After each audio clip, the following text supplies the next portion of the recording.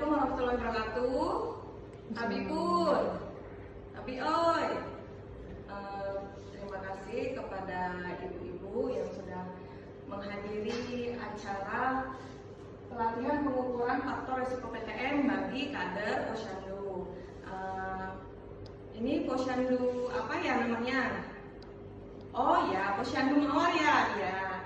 Oke, ibu-ibu kader Posyandu Mawar, perkenalkan dulu ya. Nama saya Asriel Fitri Masita dari Dinas Kesehatan Kabupaten Mesuji. Sebelumnya sudah dibahas tentang pengukuran tinggi badan. Sekarang adalah materi tentang pengukuran berat badan yang baik dan benar atau yang sesuai standar. Sebelumnya saya mau tanya ya ibu, biasanya kalau mengukur berat badan gimana caranya? Betul. Kalau ibu yang itu? Oh iya. Bisa juga seperti itu. Kita langsung saja masuk ke inti materi ya. Nah, yang saya akan jelaskan adalah tentang cara pengukuran berat badan sebagai cara kita mendeteksi dini bahwa pasien tersebut terkena obesitas atau tidak. Nah, ini ada definisi atau cara pengukuran dan cara pengukuran. Pasti ibu-ibu sudah tidak asing ya dengan cara mengukur berat badan. Nah, tapi tetap dibahas karena mungkin ada detail-detail yang ibu lewatkan atau tidak sesuai standar. Yang pertama, kondisinya yaitu pengukuran harus dilakukan dengan menggunakan timbangan injak atau digital yang sudah dikalibrasi terlebih dahulu. Jadi ibu-ibu kalau mau menimbang seseorang, pastikan timbangan ini dikalibrasi atau dimulai dari angka 0 mudahnya. Pastikan kalau timbangan yang manual ya ada putaran di bawahnya itu digeser sampai dengan angkanya 0. Kalau angkanya lebih dari 0 itu nanti tidak akan akurat atau melebihi, nanti hasilnya akan lebih dari beban si pasien atau orang yang datang ke posyandu. Kemudian kalau digital pastikan angka yang ada di layar digitalnya itu dimulai dari 0 ya ibu-ibu. Kemudian yang kedua, letakkan alat di lantai yang keras dan rata. Jadi kalau misalkan timbangannya ditanjakan atau turunan atau di jalan yang bergerigi misalnya ya, atau tidak datar seperti di sini kan datar ya, rata. Nah, kenapa tidak boleh di tempat yang tidak rata? Karena nanti akan mempengaruhi saat seseorang menginjak timbangan tersebut, nanti hasilnya tidak akan akurat karena timbangannya tidak berada di tempat yang datar. Jadi kalau misalkan ada tempatnya ada agak miring sedikit atau tanjakan atau turunan, usahakan cari tempat yang datar terlebih dahulu, baru seseorang boleh menginjak timbangannya. Kemudian yang ketiga, upayakan mata pengukur tegak lurus dengan skala. Nah, jadi maksudnya kita yang mengukur upayakan tegak lurus pandangannya dengan si pasien yang sedang berdiri supaya nanti hasilnya bisa akurat dan si pasien itu saat menimbang usahakan jangan menunduk seperti ini atau miring gini atau memegang benda suatu. Usahakan si pasien itu saat menimbang pandangannya tegak lurus ke depan. Nanti akan kita simulasikan ibu-ibu. Kemudian cara pengukurannya itu yang pertama, itu tadi syarat yang harus dipenuhi sebelum menimbang ya ibu-ibu. Kemudian ini cara pengukurannya. Yang pertama, klien berdiri tegak dengan menggunakan pakaian seminimal mungkin, tidak membawa beban atau benda apapun dan tanpa alas kaki. Jadi kalau misalkan bapak-bapak atau ibu-ibu yang datang nanti pakai sendal atau sepatu, minta mereka untuk copot dulu sendal atau sepatunya. Jadi tidak mempengaruhi angka dari si timbangan ya. Karena kan biasanya ada bapak atau ibu yang karena cuma pakai sendal jepit, jadi dipikirnya tidak akan mempengaruhi hasil timbangan. Padahal itu salah ibu, harus dicopot terlebih dahulu ya. Kadang detail-detail seperti ini yang dilewatkan oleh ibu-ibu. Kemudian yang kedua, dilakukan pembacaan hasil mata kader yang mengukur tegak lurus dengan jarum penunjuk angka timbangan. Jadi ibu-ibu itu berdirinya tegak lurus untuk melihat hasil dari penimbangan berat badan si pasien tersebut. Jadi usahakan jangan dari sini atau dari sini samping atau melihatnya menunduk ini, usahakan dari depan timbangan tersebut. Apalagi kalau yang manual, biasanya kan kalau misalkan dari samping kanan atau kiri kan kadang jarumnya melihat di mata kita agak lebih atau agak kurang. Nah, yang betul adalah seperti ini supaya kita bisa membaca hasilnya dengan akurat. Kalau digital mungkin tidak masalah ya, karena kan angkanya muncul otomatis di layar timbangan. Nah, itu tadi syarat dan cara pengukurannya. Sekarang kita masuk ke simulasi ya. Next slide. Nah, ini langsung kita play aja videonya ya tentang cara pengukuran berat badan yang benar.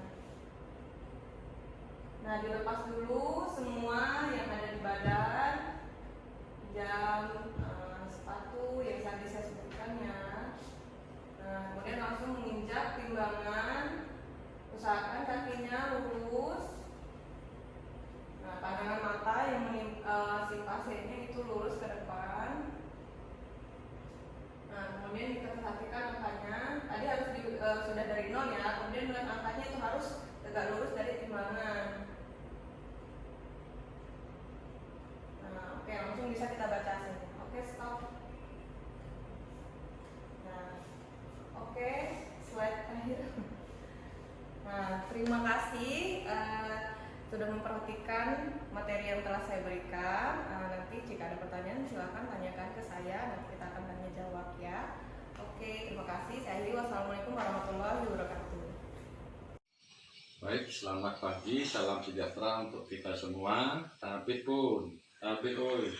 ibu-ibu kader yang saya cintai, pada kesempatan ini perkenalkan saya Made Setiade dari Dinas Kesehatan ingin menyampaikan kepada ibu tentang tugas ibu sebagai kader Pospindu yang perlu ibu-ibu lakukan di setiap Pospindu. Di sini saya sudah membagikan kepada ibu-ibu sebuah formulir yang nantinya ibu-ibu harus isi. Di situ ada formulir yang silakan ibu-ibu lakukan wawancara kepada para pengunjung Pospindu. Yang ibu-ibu jadikan sasaran adalah para pengunjung yang usianya di atas 40 tahun. Dari formulir tersebut ada 7 pertanyaan yang harus ibu-ibu tanyakan atau wawancarakan kepada pengunjung Pospindu. Dari pertanyaan 1 sampai pertanyaan ke-7. Silakan, di sebelah kanannya itu sudah ada bobot nilai yang harus ibu-ibu isi terhadap semua pertanyaan. Ada yang nilainya 0 apabila dia memberikan jawaban tidak, dan ada yang nilainya 1. Nah, dari ke-7 pertanyaan itu, di hasil akhir silakan ibu-ibu rekap. Dari ke-7 pertanyaan itu silakan dijumlahkan, nanti di hasil akhirnya akan ketemu nilai. Apabila dia nilainya di bawah dari 7, nah pengunjung Pospindu itu dalam keadaan sehat, jadi tidak perlu dia tuh tidak mengalami yang namanya penyakit paru obstruktif kronis. Apabila jumlah nilainya di situ lebih dari 7, berarti dia mengalami yang namanya penyakit paru obstruksi kronis. Nah, di situ perlu ibu-ibu lakukan suatu tindakan, yaitu yang namanya rujuk ke fasilitas kesehatan terdekat atau puskesmas di mana tempat ibu-ibu bernaung. Nah, di situ nanti akan dilakukan suatu tindakan oleh tenaga kesehatan puskesmas yang namanya spirometri. Nah, mungkin secara singkat itu yang bisa saya sampaikan kepada ibu-ibu. Silakan ibu-ibu mulai bekerja dengan menggunakan formulir yang sudah kami bagikan tersebut. Semoga apa yang ibu-ibu kerjakan sesuai dengan harapan kami dari Dinas Kesehatan dan mendapatkan hasil yang maksimal kita dalam mendeteksi terhadap yang namanya penyakit paru obstruktif kronis untuk mengetahui apakah pengunjung Pospindu itu ada kelainan di paru-parunya. Mungkin sekian yang bisa saya sampaikan, kurang lebihnya saya mohon maaf apabila ada yang kurang berkenan atau ada yang belum jelas. Silakan ibu-ibu tanyakan kepada saya. Mari kita bahas bareng-bareng untuk kelancaran program kita semua. Semangat ibu-ibu, salam sehat.